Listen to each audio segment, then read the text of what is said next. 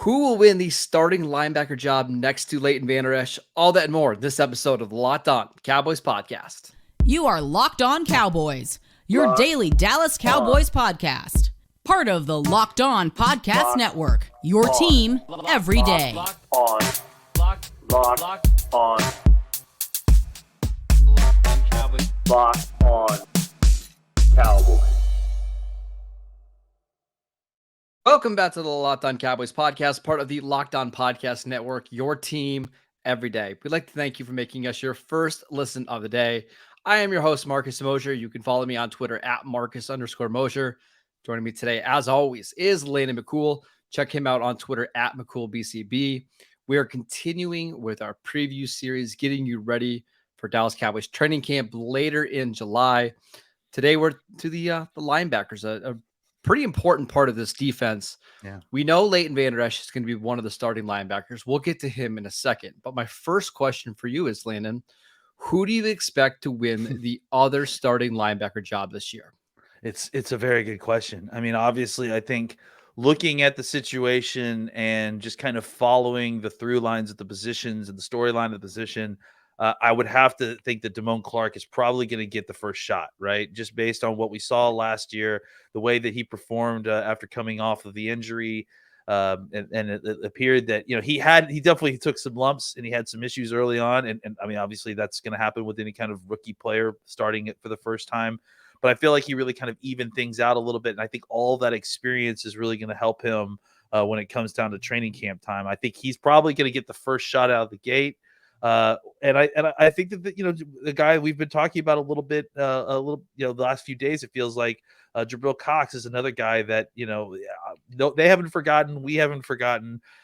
Still kind of waiting for a real healthy shot at that spot after kind of coming back last year, not being all the way back from that ACL injury. So I think that those are the two guys who are going to be the first out of the gate.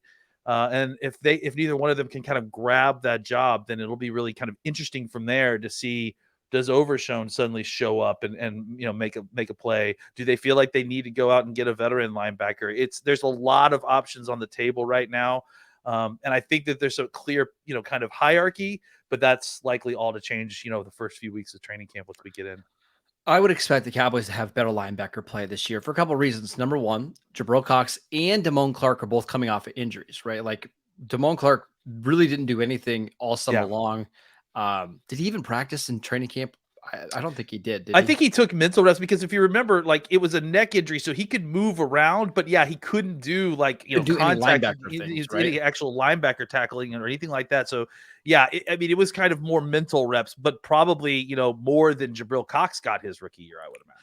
Well, and then Jabril Cox coming back from the torn ACL, his snaps were limited in training camp last year as well. Yeah. Plus, both of these linebackers now have multiple years in the same defense. I just expect between one of those two guys to just be significantly better and be upgrades over Anthony Barr, who played, it seems like a million snaps for them last year. Like they kind of have to have one of these guys step up. But I've got several questions about these two players.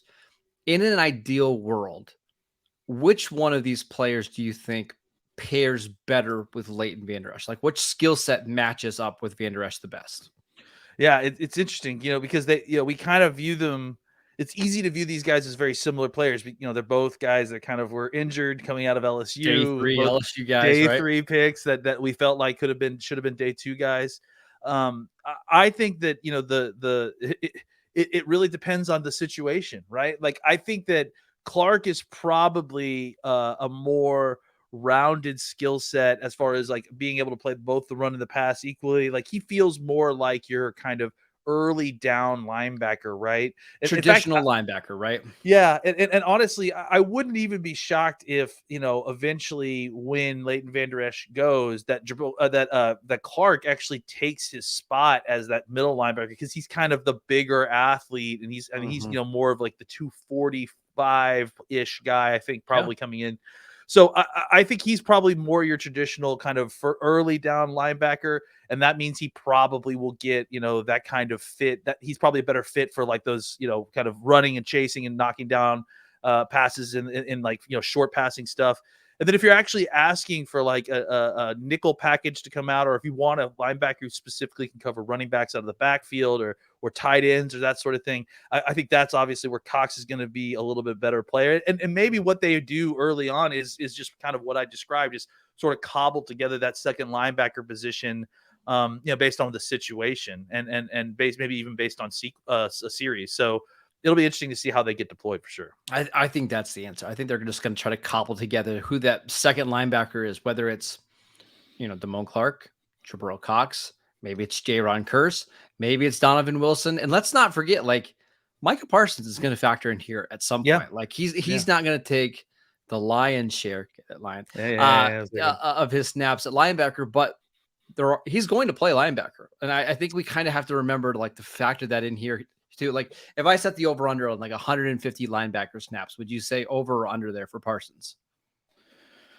I think you said a very good line. I think 100 is right, probably, what we're talking about. So I would probably say under, but I would say if it's under, it's just under. Yeah, but I mean, that's still a significant amount. Yeah, maybe somewhere between 5 to 10 linebacker snaps a game. Yeah, and I think that's a lot more than guys who are only playing linebacker are going to get. I would think like your third or fourth linebacker may not get that many snaps on defense during the game. So I mean, he definitely is a factor in the linebacker room, and we should consider that. Obviously, he's not going to take it the majority. I won't reuse your pun of the snaps there, but it's enough that yes, we do need to account for it when discussing the position. Last thing on Jabril Cox and Damone Clark. Which one of these players do you think has the higher ceiling, and which one is the most likely to hit their ceiling, in your opinion? This is not a slight against Jabril Cox, but I just feel like Damone Clark is a better athlete, just in the sense that he's bigger and he has got similar speed. I mean, they clocked him as, at times, if I'm not mistaken, in training camp as the fastest player on the field. Like he was faster GPS wise during training camp. He hit faster speeds than Micah Parsons did. And that's at, similar size, like 240, 245 pounds plus. He doesn't have pass rushing skills, but in that sort of similar kind of freakish athlete situation, he has kind of that kind of speed. Now you combine that with what we know about the person, Damone Clark, and I think that's what makes me feel pretty confident that he's going to hit that ceiling, because he just is. He has a mental approach to football that is going to make sure that he gets there. He works so incredibly hard. There's a reason he was able to even come back last year after missing all that time, and it's because he worked insanely hard to kind of leapfrog all these other linebackers, despite the fact while dealing with the neck injury, and then come in and play pretty decent football. So I think Clark, just because of not just the athletic upside, but who he is as a person, just seems like he's going to make it where he needs to. I 100% agree. And I think there's a better than 0% chance that he's the linebacker that just stays on the field all the time. And it's maybe Leighton Vander Esch, who the Cowboys are trying to mix in and out to basically try to save his body a little bit so he can be healthy, by the time the playoffs come. Yeah. I won't be shocked if Damone Clark ends up being one of those guys that plays 60 snaps every single game. I really won't be. No, absolutely not. I mean, I think he has that kind of skill set that if he hits his ability ceiling, even if he gets close to it, right? Like there's just not many players in the league, especially in today's NFL, that are 240 pounds that can run and like have the abilities to play between the tackles. And I think he could potentially do that. Let's talk about Leighton Vander Esch, because frankly, I'm kind of surprised that he came back on a very team-friendly deal this offseason. Let's talk about that next. This episode is brought to you by FanDuel. Take your first swing at betting MLB on FanDuel and get 10 times your first bet amount in bonus bets up to $200. That's right. Just bet $20 and you'll land $200 in bonus bets, win or lose. That is $200 that you can spend betting on anything and everything, from the money line to the over-under to who you think will get the first home run, all in an app that is safe, secure, and super easy to use. Plus, when you win, you get paid instantly. There is no better place to bet on the MLB than FanDuel, America's #1 sportsbook. So sign up today and visit FanDuel.com/lockedon to get up to $200 back in bonus bets. That is FanDuel.com/lockedon. FanDuel, the official partner of Major League Baseball. All right, we are back talking about the Dallas Cowboys linebackers going into the 2023 season. One of those linebackers, and probably the most important linebacker, is Leighton Vander Esch, who played last year on a one-year deal, came back to the Cowboys in free agency, got a 2-year deal. It was only, was it like 8 million, 12 million, something like that, like very, very small deal. Why do you think he decided to come back? It's a good question. I mean, honestly, I felt like there was not a great chance that the Cowboys were going to be able to retain him this year because I felt like he played really great football last year. I mean, he really did play very well. And I think surprisingly well. I mean, I think we felt like he had kind of a career resurgence previous to this, like, a little bit of a bounce back after dealing with neck injuries and stuff. But we're always kind of chasing that rookie season that he had that was so fantastic. He was an all-pro level player. And I think that last year he kind of showed you a little bit of that same player. I don't know if he went completely back to that form, but I think he's a lot closer. And I was surprised when he came back, honestly. So I tend to think that it has something to do with his comfort level and his fit. I think that that's part of it. And then I think the other part that is, part of the reason that the Cowboys felt comfortable drafting Damone Clark is that they have an intimate knowledge to exactly what his medical history is. And I think the medical history, especially the type of neck injury that both him and Clark have, the Cowboys have got their hands around it. They understand what it is specifically. And I think that there's just teams out there that are like, you know what? That's just too scary. We don't want to spend a bunch of money on a guy that we feel like it could just take a weird hit or make a weird tackle and then suddenly not playing football anymore, or we were having to watch something horrible on the field. So I think the Cowboys, because they have a little bit better knowledge of that injury, especially now, they felt a little bit more comfortable about re-signing him, and I think that it kind of suppressed a little bit of Leighton's market. All right, so a couple things here. So first of all, the deal is 2 years up to 11 million. So yeah, I mean, you're talking about, $5.5 million a year at most. Yeah, nothing. There was a significant amount of interest from other teams in free agency. I happen to know this for a fact, but you referenced it. The medicals are scary, and I think there was a lot of other teams that weren't going to pass him on the physical because they're afraid one hit would be basically the end of his career. Dallas is obviously more comfortable with it. They know how to manage Leighton Vander Esch's neck.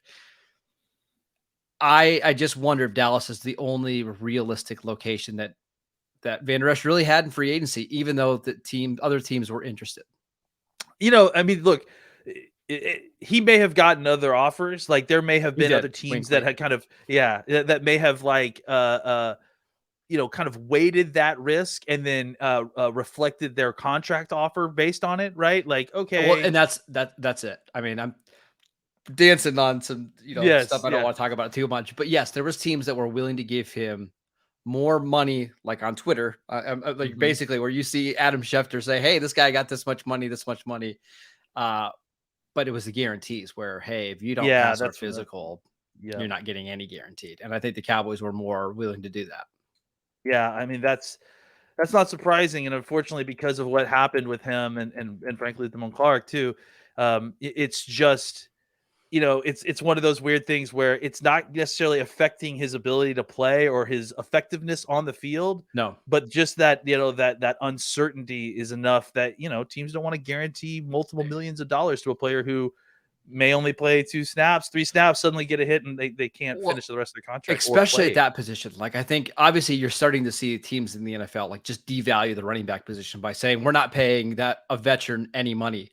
I think you're starting to see that at linebacker as well, right? Like if you're going to guarantee money to a linebacker, you want it to be a guy that has a perfect bill of health. Yep. And unfortunately, that's just not Leighton Vander Esch. But Leighton Vander Esch, the player, is still really effective. Look at the kind of the on and off splits last year. And I know those can be noisy, but when he didn't play in the final 4 games of the season, you noticed it. Like there was a significant drop off between Leighton Vander Esch and every other linebacker on the roster. Yeah, and I think that's the thing, right? The Leighton Vander Esch, the prospect, not the prospect because he's not, but the contract, is different than Leighton Vander Esch, the player on the field. Like Leighton Vander Esch, the Yes. player on the field, is someone you want on your team. He's fast, he's rangy, he's big linebacker, and he's got a wide wingspan that can envelop ball carriers. So he's very valuable in the middle of that defense as just a guy who closes passing lanes with his wingspan, as a guy who's a sure tackler. The Cowboys got a very talented, plus starter at the position for very cheap, simply because no one really felt comfortable with gambling with his medical situation. I think part of it also too is the kind of, linebacker is the running back of the defense, right? Yeah. Where there's tons of them constantly coming in. You can run, go find a guy who could be replacement level. There's going to be a ton of rookie guys that could come in and play. So there's lots of teams who are just going to be less likely to gamble on a talented player like Leighton Vander Esch, as opposed to like if Leighton Vander Esch was a talented offensive tackle or something like that, where, if he was a tackle, he would have been signed up. But because there's so many linebackers, young guys that are coming in, they're willing to not gamble on this kind of talent because there's just a number of guys that will come into the league that will give you replacement level talent. And remember when the 2018 draft happened, there was some noise at the time that a lot of teams kind of failed him medically because of the neck. And that comes back to, if you're a free agent, they're going to go back to their draft notes. And if they failed you during the pre-draft process, after 4 or 5 years of playing, they're not all of a sudden going to like you, even though you've been able to stay on the field the last couple of years. Like it's just one of those things. But I would expect, and we talked about Mozzie Smith yesterday and maybe the improvements on the interior defensive line. If the Cowboys get better play at defensive tackle this year, I wouldn't be surprised if Vander Esch has a Pro Bowl year, because he's, despite his size being 6'5", 255, he's not really like a take on guards and shed blocks type of linebacker. He's very much I'm going to run sideline to sideline, make every single tackle, be a sure tackler, and that's how I win. I think if they can protect him a little bit better, I expect him to be really solid. Yeah, I mean, I think, with the addition of Mozzie is really going to help, kind of clean things up for him. You said it. He's not like a stack and shed linebacker. I mean, we've talked about it since he got drafted. He learned how to avoid blockers at the second level, not necessarily take them on. And you're right. Like, despite being a bigger guy, he's not necessarily the jack inside linebacker that you're used to, where they're attacking guards and he's not Brady James, right? Yeah, absolutely not. No, he's running around the blocks, not running through. So I agree. I think the addition of Mozzie is something that we should include for all these guys. Hopefully, will help keep a lot of these guys a lot cleaner this year. And yeah, I think Leighton is the guy that will hopefully benefit the most from someone like Mozzie being in the middle. All right, let's talk about the Cowboys' third-round pick, a linebacker / safety from Texas that I'm really curious to see how Dan Quinn uses next.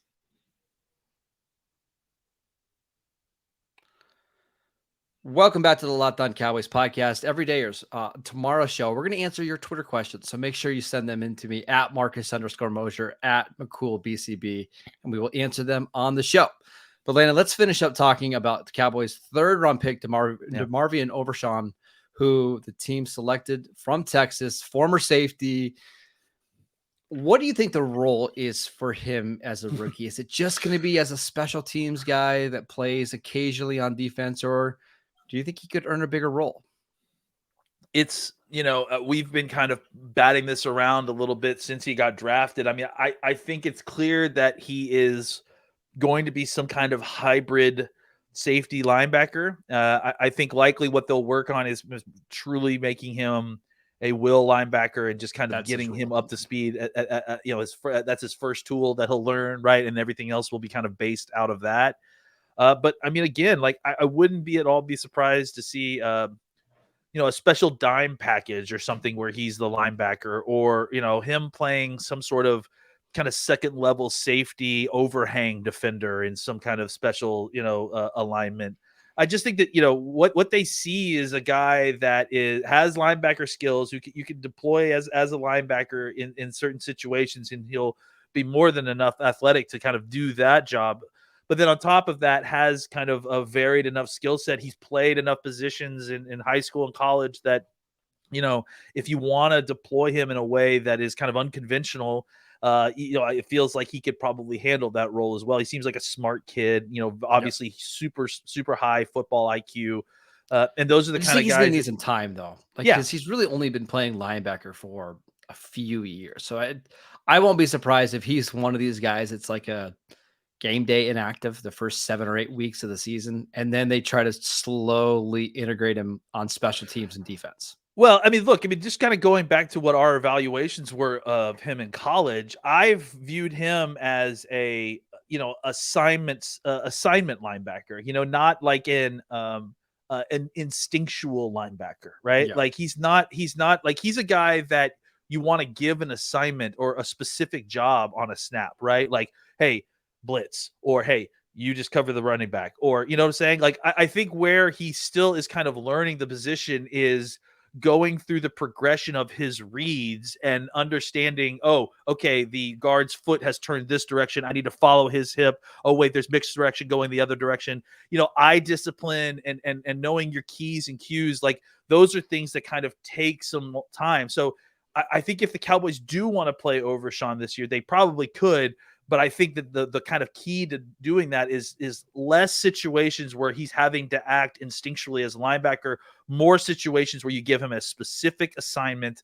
Like I said, blitzing, cover this guy. That way guy. he can just be athletic. Like just go be athletic and don't overthink things, right? Go green dog Jalen Hurts, right? Like exactly. Like blitz and then it can cover him. Like just like very specific singular assignments that he can follow. Because like I said, he's a smart kid, but I think that there's still some instinct part of playing linebacker that he's going to have to learn, and trying to learn that at the NFL speeds, like that's a very difficult thing to do. So they need to give him specific jobs if they want to have him doing more than just be a special teams player or a game day inactive. We should also mention the Cowboys drafted a linebacker, Devin Harper, in the 2022 draft. He was really thought to be more of a special teams guy. Isaiah Land, an undrafted free agent defensive end, is kind of making the transition to linebacker. But do you think this is a position that the Cowboys could potentially go out and add another veteran free agent? Remember, Anthony Barr played like 800 snaps for this team last year. Any interest there at all? I would say no, but honestly, I was surprised by Anthony Barr signing last year. So, keeping that in mind, I would say that it certainly feels possible, simply because I don't know that the Cowboys are in a much worse situation. Or much better situation than they were at this point last year. I guess the difference is that kind of a little bit better what you've got in Damone Clark. Well, you're just healthier, right? Because you went into July last year with Damone Clark and Jabril Cox both being banged up, right? Yeah. So I think at the very least you're going to go in and see what you've got. Yeah, and then. Like if you don't feel like it's enough, then maybe you go get a veteran linebacker. But I wouldn't. Honestly, I doubt that they would bring in somebody of the same ilk as Barr. It'd probably be more of a kind of a down roster guy, because I do really think that they want to give Cox and Clark the opportunity to take that job, because obviously the money and the upside. I don't think they would make a signing until right before week 1 or potentially just after week 1, right? Like let these guys have every single rep in training camp, and especially the preseason. Like I feel like Jabril Cox and Overshown in preseason just need to play a bunch. There's really no reason to clog up the roster before we get to cut down. It's really no different than running back, like we've mentioned before, where you've got a lot of the guys. You think you have some talent here. You think you may have enough on the roster already to fill the position, but you got to confirm it in training camp. And if it doesn't get confirmed in training camp, then you may need to circle back with the free agent market. I will say the only difference between running back and linebacker is I feel less confident about there being quality options available in late August and September compared to running back. It just doesn't feel like when you look around the league, there's not very many good linebackers. So if there's a guy that you love, I wouldn't wait to sign him. But looking at the free agent market right now, I don't think there's anybody that's like jumping off the page or anything like that. Well, I would say the only difference there is that I could look at the running back market and be convinced that a couple of these guys might be better than Malik Davis. I don't know if I'm looking at the linebacker market and thinking that any of these guys are guys that I want to sign in front of Damone Clark. So I think that there's just a little bit more unknown at the running back position, I think, which is Correct. fine because running back is a position that it's a young man's game. I think the linebacker position, at least you have a level of minimal confidence with Clark based on what he did last year, that he could come in and take that job and fight off any veteran presence. 100% agree. Linebacker, really interesting position kind of going into the season. You've got one established veteran and then basically 3 young kids who haven't played a lot of football in the NFL. It's going to be really exciting to watch. That is it for today's show. We want to thank you for making Locked On Cowboys your first listen every day. We are free and available on all platforms. Go check out our show on YouTube. You can go follow the show on Twitter at Locked On Cowboys. You can follow Landon on Twitter at McCoolBCB. I'm at Marcus _Mosher, and we'll see you right back here tomorrow.